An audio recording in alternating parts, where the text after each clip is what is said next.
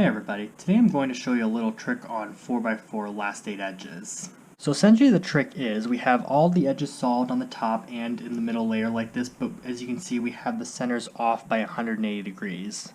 So the way that you would probably think to do this is to just move the centers back and then solve the 4 edges that were in the middle layer with cycles like you would normally do. But today I'm going to show you another way you could do it that's much faster.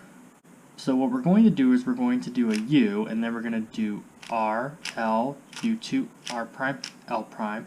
Then we're going to do another U, and as you can see, not only did that fix the centers, but it also kept the middle edges solved.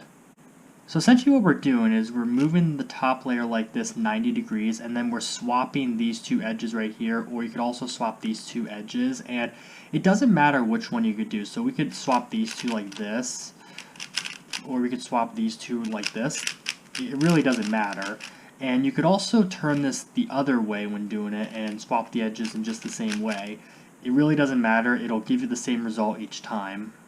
Now I find that I generally make this mistake when I have the last cross edge like this and I try to cancel into the last 8 edges. So what I would do here is I would solve the last cross edge like this.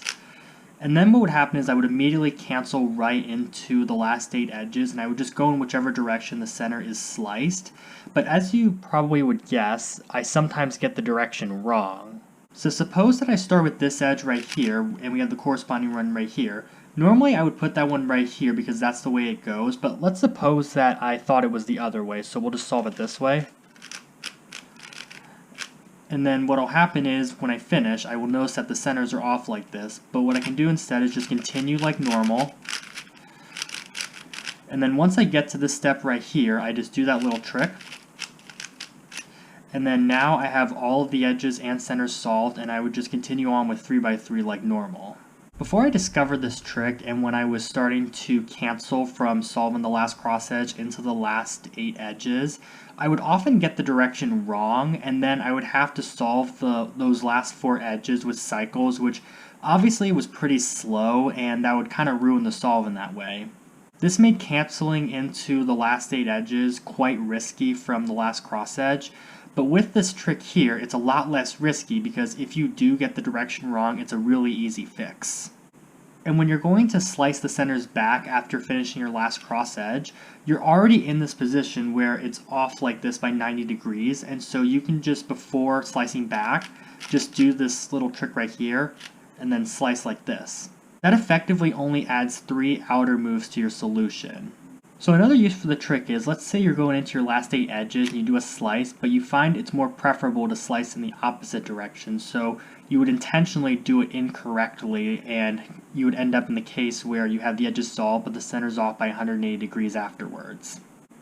So here's an example right here. So let's say we're going to start with this edge and we're going to do a slice, but we see that it connects with this, which is not the best case right here. So we have to start with another one. So let's say we're going to go and do this one here instead. We find that it's right here. So we could put it in this slot here and just continue on in that direction. But what might be preferable is if we just continue slicing in this direction intentionally. So we do that one, then this one, then this one. And then we would solve the remaining cross edges, or not cross edges, last 8 edges. And this one here is just a 3 cycle. And then right here, I would normally go and slice back to fix the centers.